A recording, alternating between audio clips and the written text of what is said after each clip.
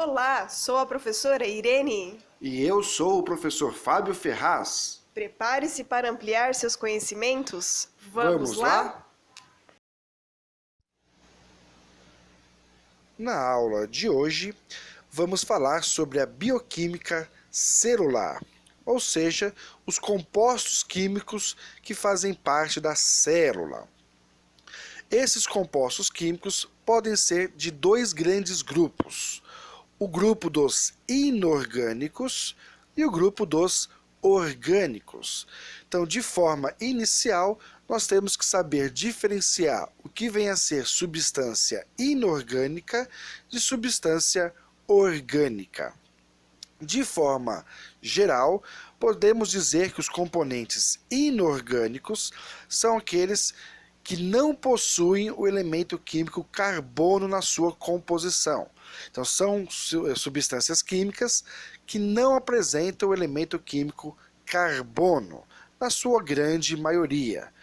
Porém, existem exceções à regra, mas os componentes inorgânicos que apresentam o elemento químico carbono são exceções. Enquanto que os componentes orgânicos são aqueles elementos químicos formados com base em carbono. Então, sim, apresenta o elemento químico carbono em abundância, em grande quantidade. Além dessas diferenças, nós temos outras diferenças, como os componentes inorgânicos apresentam moléculas químicas de pequeno tamanho, mais simples, menos complexas. Portanto, uma complexidade pequena e oferecem pouca energia para a célula. Enquanto que os componentes orgânicos são moléculas de grande tamanho, então quimicamente apresentam vários elementos químicos, inclusive o carbono. São moléculas com maior complexidade e elas oferecem grande quantidade de energia à célula. Então são moléculas mais energéticas. Como exemplo de componentes inorgânicos, nós temos, por exemplo, o gás oxigênio, o O2, o gás carbônico, que é o CO2, então veja que ele é formado pelo elemento químico carbono, porém em pequena quantidade. A água, que é o H2O, e os sais minerais, que são os elementos da tabela periódica carregados eletronicamente, como cátions, que são cargas positivas, e os ânions de carga negativa, chamados de eletrólitos, como sódio, potássio, ferro, flúor, cálcio e os demais elementos químicos. Então, nos componentes inorgânicos, nós temos o gás oxigênio, gás carbônico, água e os sais minerais. Por outro lado, nos componentes orgânicos, nós temos como exemplos as proteínas, que ajudam na construção do organismo, além de formar também as enzimas, todas as enzimas são proteínas. Os glicídios, ou também chamados açúcares, que vão fornecer a energia necessária à manutenção da vida da célula, e os glicerídeos ou gorduras, que também servem como a segunda fonte de energia para os seres vivos, além das vitaminas. As vitaminas são compostos não sintetizados pelos organismos, adquiridos pela dieta, mas importantes para o funcionamento do metabolismo do organismo. Então, os componentes inorgânicos são substâncias mais simples, enquanto que os componentes orgânicos são substâncias mais complexas.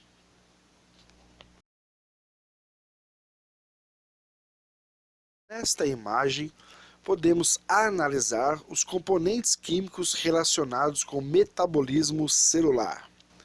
Na parte superior, vamos analisar a matéria inorgânica, enquanto que na parte inferior, a matéria orgânica. Os componentes da matéria inorgânica, que nós temos, que são as águas e os sais minerais aqui representados, nos animais, a água faz parte de 62% da célula, enquanto os sais minerais, apenas 3%. Quando comparado com os vegetais, a quantidade de água que faz parte é 75%, e os sais minerais, 3% também. Quando falamos de matéria orgânica, que são as proteínas, gorduras, açúcares, os ácidos nucleicos, que faz parte do material genético, como o DNA e o RNA, e as vitaminas. Em relação aos animais, as proteínas, 17%, os lipídios, 12%, os carboidratos, 7%, e tanto os ácidos nucleicos como as vitaminas, em cerca de 1% para cada componente citado. Nos vegetais, de proteínas temos 4%, de gorduras, que são os lipídios, 1%, e os carboidratos, 20%. Então vejam que os componentes inorgânicos e os componentes orgânicos, eles são essenciais para o metabolismo celular.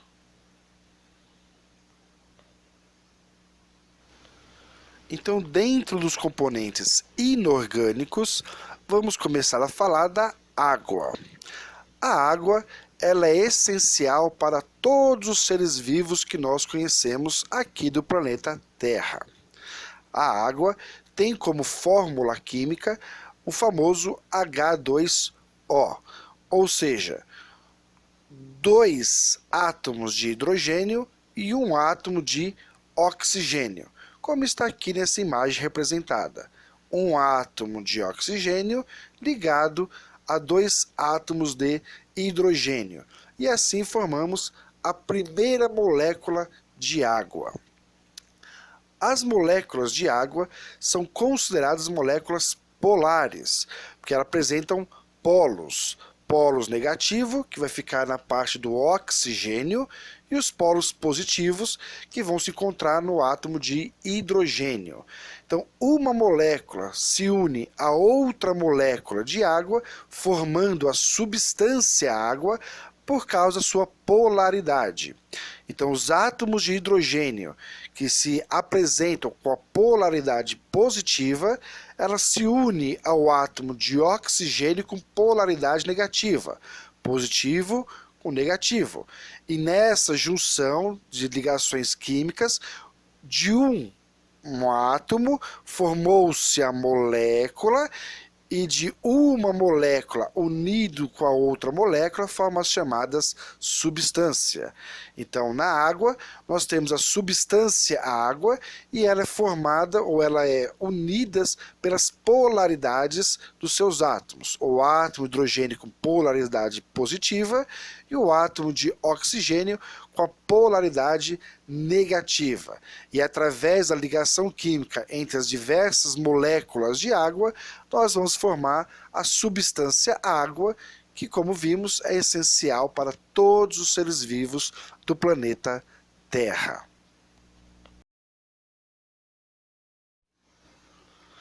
Falando do componente inorgânico água, que é essencial para todos os seres vivos, na nossa espécie, este volume de água ele varia conforme a fase que estamos de desenvolvimento.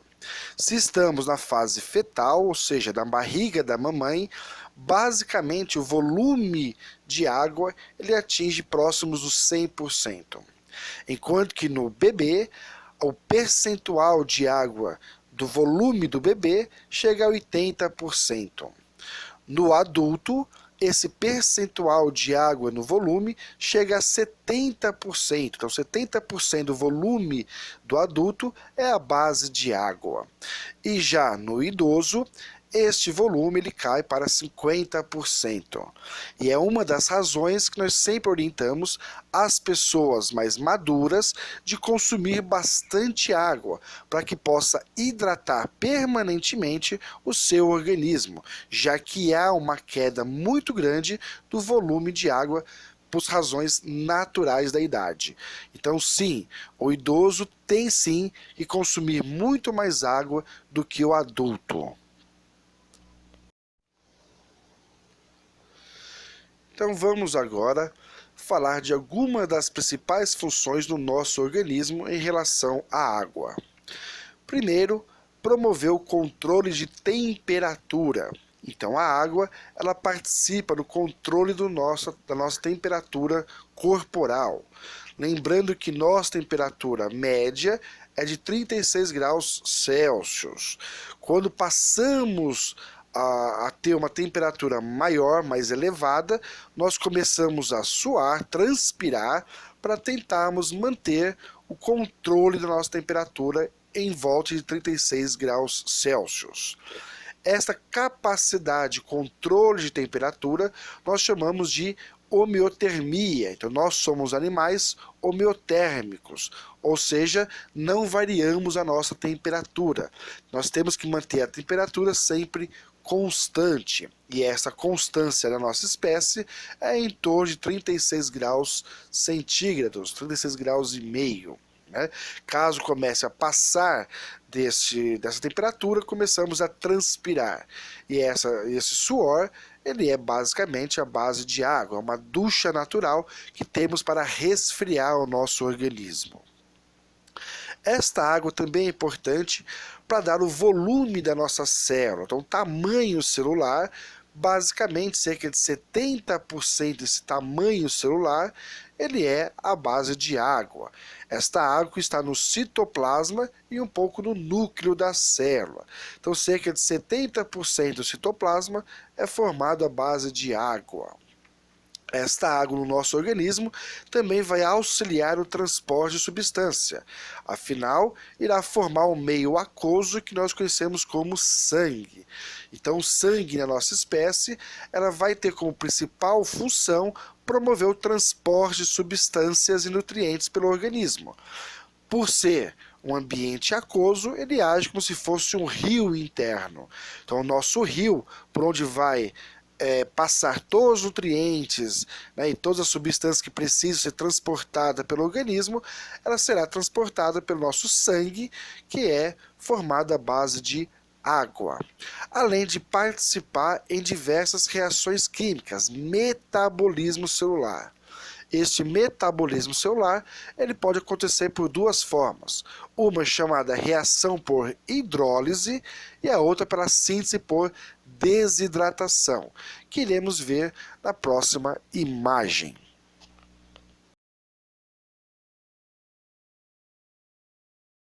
Como foi falado, a água ela vai participar em diversas reações químicas que nós chamamos de metabolismo, necessário para a sobrevivência da célula. Essas reações químicas que a água participa podem ser, de forma geral, de dois tipos: reação por hidrólise e a síntese por desidratação. Então vamos ver o que acontece em cada uma delas. Já adiantando, basicamente, uma é o oposto da outra. Então o que acontece na reação por hidrólise? Hidro, água, lise, quebra. Então é a quebra de alguma coisa pela água. Vamos imaginar aqui a substância A. Então eu tenho uma substância completa que eu vou chamar de substância A. Quando eu introduzo a água no meio químico dessa substância, eu vou transformar a substância A em dois produtos finais, a substância B e a substância C. Então eu quebrei, eu fiz a lise dessa substância através da água. Então uma substância que era única, eu transformei em duas.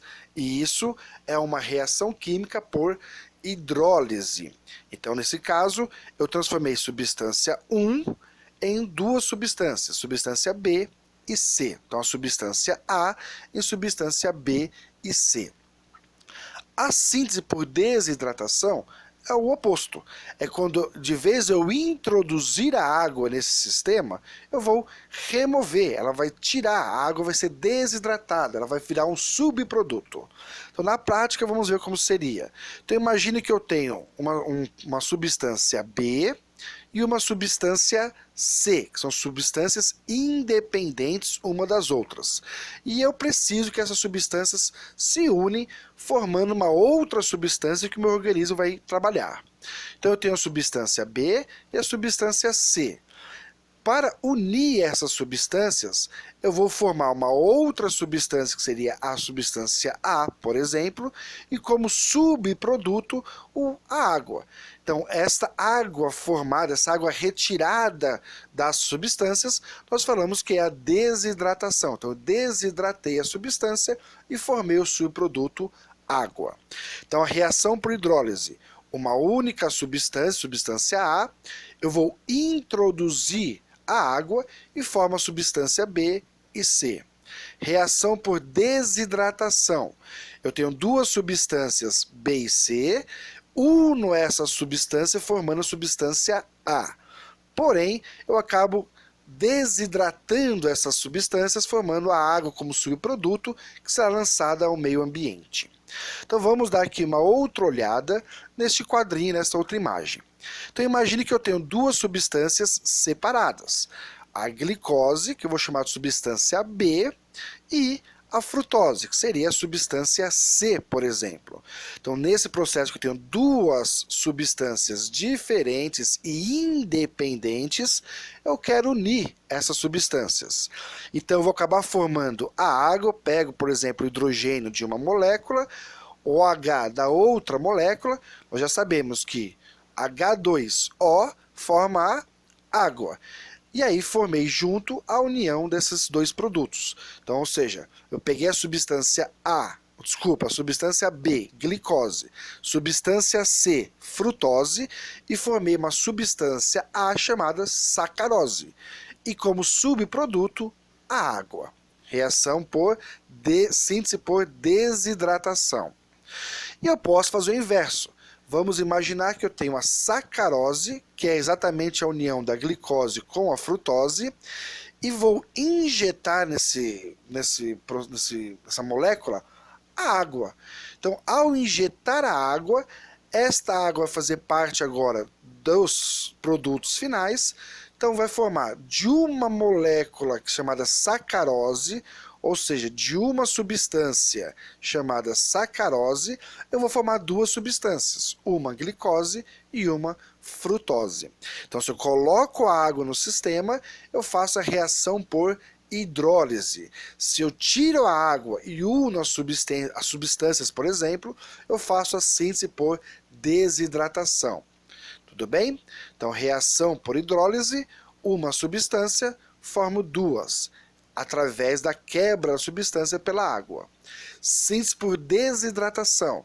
Eu tenho duas substâncias diferentes e vou unir essas substâncias formando uma substância única. E como subproduto eu vou formar a água. Desidratei a substância.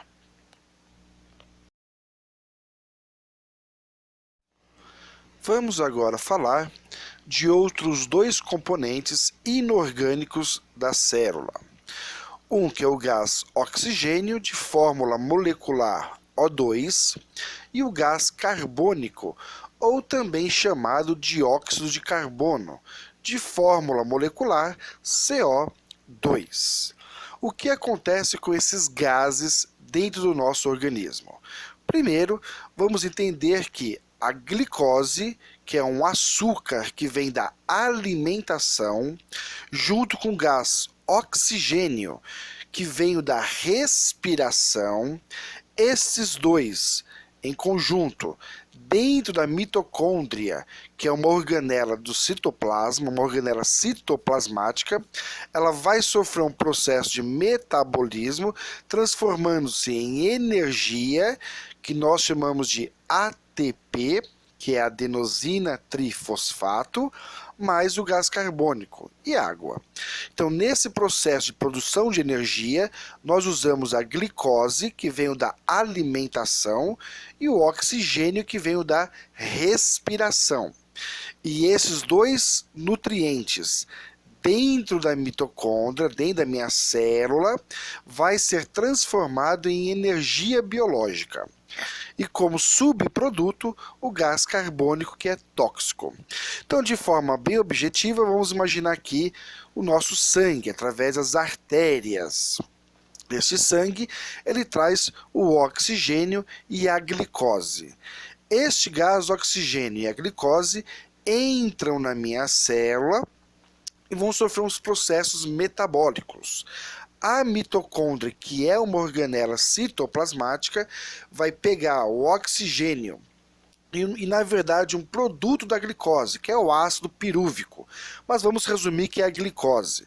Então, a mitocôndria vai pegar o oxigênio e a glicose e vai metabolizar isso, produzindo a energia utilizável pela célula.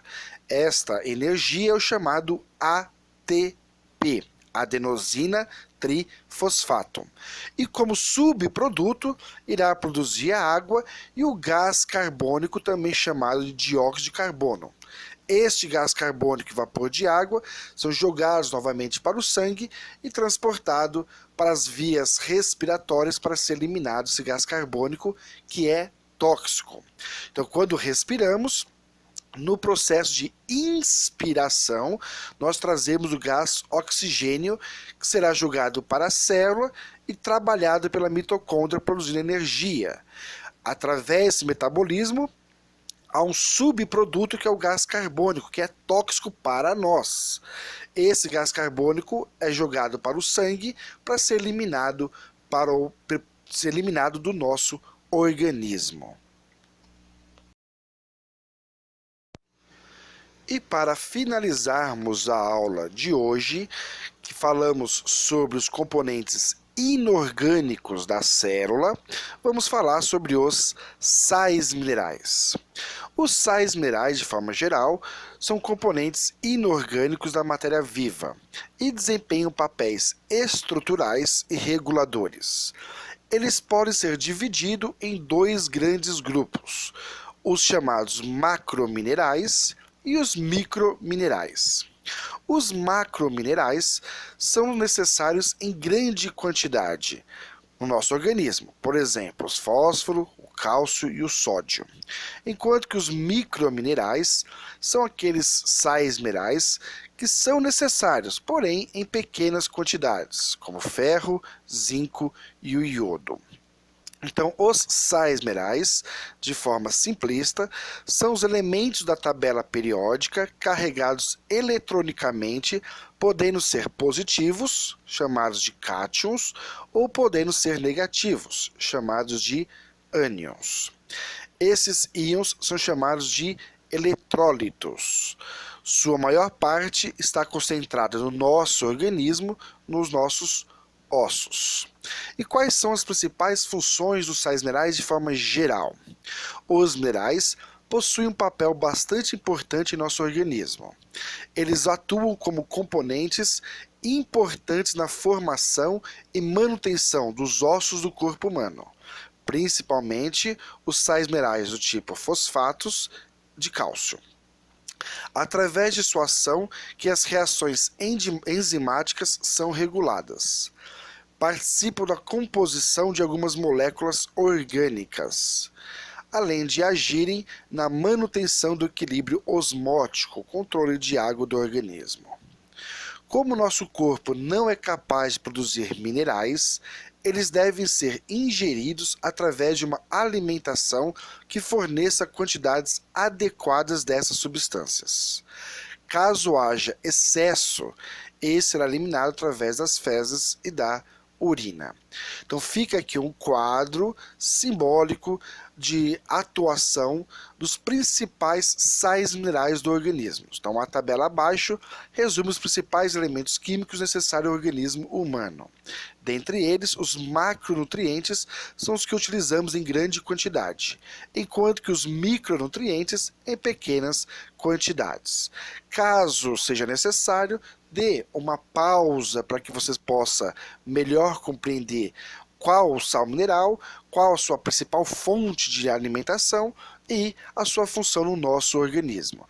Não irei falar um por um, pois tratar de algo mais estático, né? Algo que você tem que parar e depois analisar com calma. E damos assim por encerrado a nossa aula sobre componentes inorgânicos. E não esqueça de verificar os componentes orgânicos da célula também. Muito obrigado e até a próxima aula.